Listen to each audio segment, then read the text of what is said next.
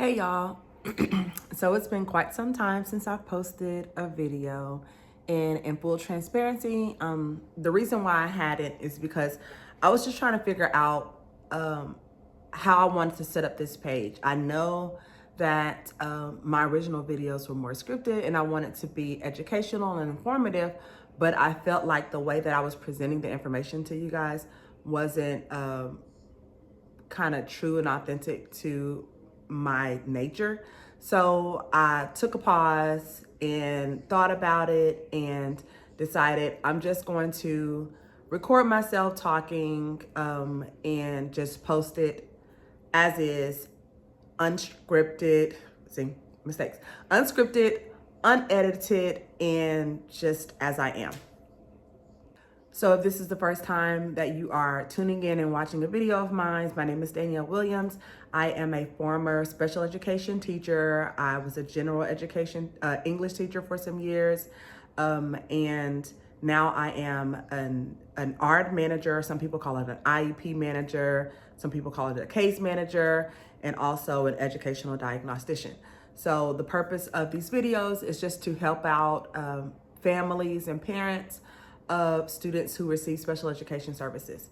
So what I want to do is post 10 videos of 10 things I want parents to know. So this is coming from a place of someone who was a former parent of a student who received special education services. My son received speech services for about a year and a half to 2 years.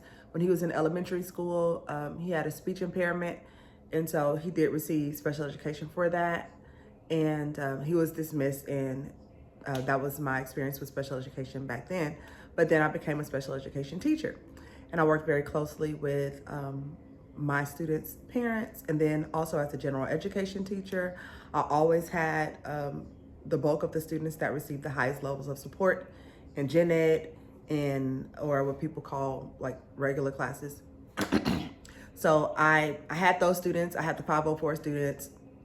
I had students with autism, students with intellectual disabilities, students with specific learning disabilities, students with like medical disabilities that impacted them in education. So I've dealt with and worked with a lot of different types of students. And from every position I was in as a special education teacher, as a gen ed teacher, now as an art manager, as a diac, one thing that I want parents to know, this first thing, is that we are not the enemy. And I say that even with the knowledge of understanding that there are times in cases and instances where the special education team fails students. I don't want to discount anybody's experience with special education and pretend that it's always perfect, it's always hunky-dory, everything works out well, everything works out for the benefit of the kid, because sometimes that's not the case. So I don't want you to believe that because I'm saying that we're not the enemy, I don't want you to think that that's translating to me saying that we are always right, because that's not true.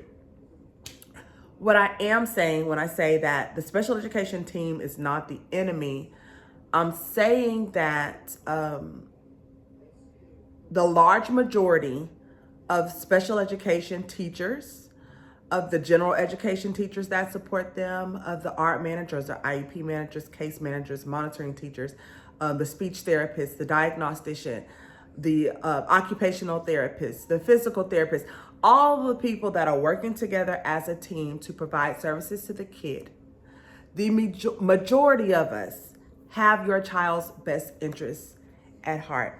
And I say this because there are several weekends when I am working, breaks, when it's winter break and spring break and fall break and all the breaks, I'm still working, I'm still thinking about the kids. We have special education teachers that are practically co-parenting their kids. And I don't even say that in this, it's not hyperbole. I'm not saying this as an extreme exaggeration. I know firsthand, there are parents who, when they're making decisions regarding their child's care or what they need, they will contact the teacher and they talk about things on the weekends. They're always talking about and collaborating about their child's care. So that's a very normal thing. So I say that meaning that your kids are on our minds and on our hearts, and we care. And a lot of the times we are trying to do what is in the best interest of the child. Now, sometimes that can mean that we are not in agreement with what you're saying. That disagreement doesn't mean that we think that we're right, or we don't want what's best for your kid, or we're just trying to like rush through things. That's not what that means. It means that we're coming from this specific opinion or place of knowledge, and then you're coming with this specific opinion or area of knowledge or of understanding with your child, and the two are just not aligning. But the large majority of us are working with the best interest of the kid. But when you come in blazing, on fire, ready to pop off, via email, via phone call, at the school, wherever, it kind of puts us in a position like now we want to be defensive and defend our position versus collaborating. And that shouldn't be so. So I want you to, parents, to just consider that there are cases when what you see at home doesn't align with what we see at school. So behaviors are a common thing now. And parents will say, well, Billy and Jean don't act like that at home. I never see that type of behavior. They're never throwing things at home. They would never.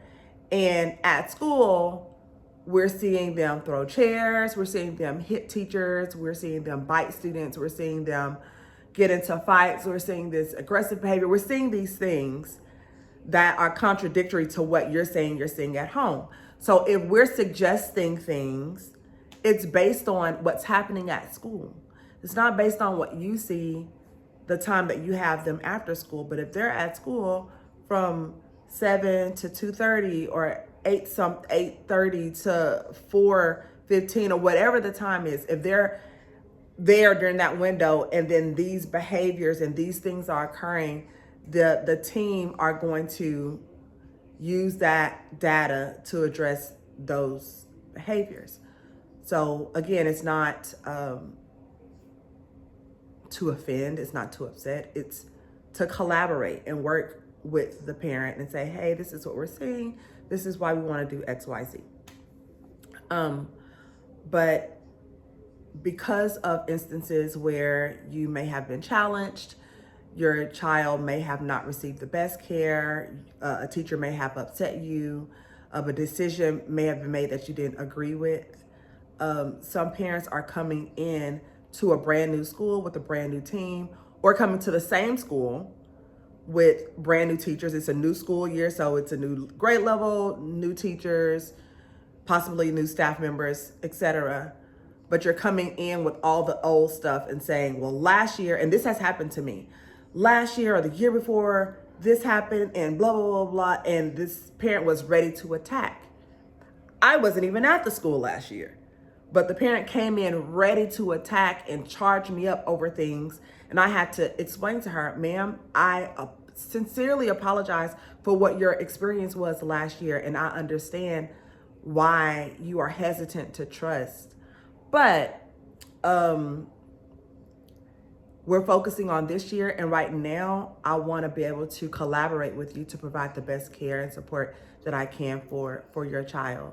And we came to an agreement and everything was fine. But initially, she came in ready to pounce on me and the rest of the team because of things that we didn't do last year concerning her child.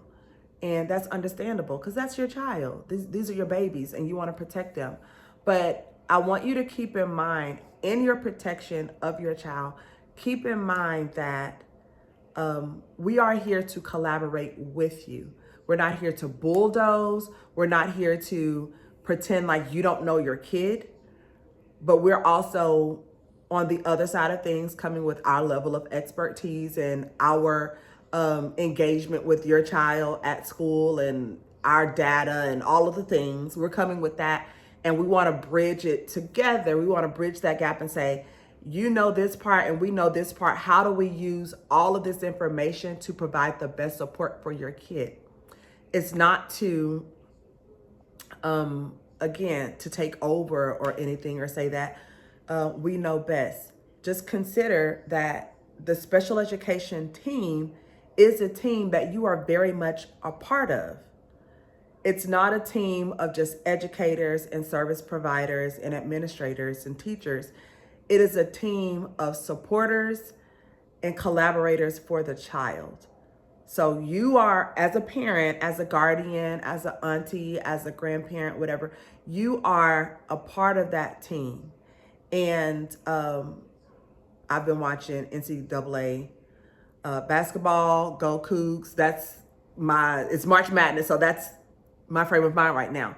But when you think about a team that are playing well together, they bounce off of each other, they rely on each other, they communicate regularly with each other, they work together because they have one common goal. So I'll leave you with this. The one thing that I want parents to know today, this is number one, is that we are a team and we are not your enemy. In order for special education to work with fidelity and to its fullest potential, we have to work together. We have to collaborate. We have to rely on each other and realize that neither of us are the enemy, that we have one common goal, and that's to provide special education, care, love, support, and services for a student that already has a different struggle to deal with, and we don't want to add to it. We want to help guide them through that situation, and that requires teamwork. Teamwork makes the dream work. So that's number one. Parents, know that the special education team are not your enemies. We love your kids and we're here to support. If there's anything, if you are a special educator or a diag or an art manager or anybody, let me know. Drop in the comments something that you may want me to talk about. I have a list of things already, but maybe there's something that I'm missing that you would like me to share and speak on. So I'll catch y'all in the next video.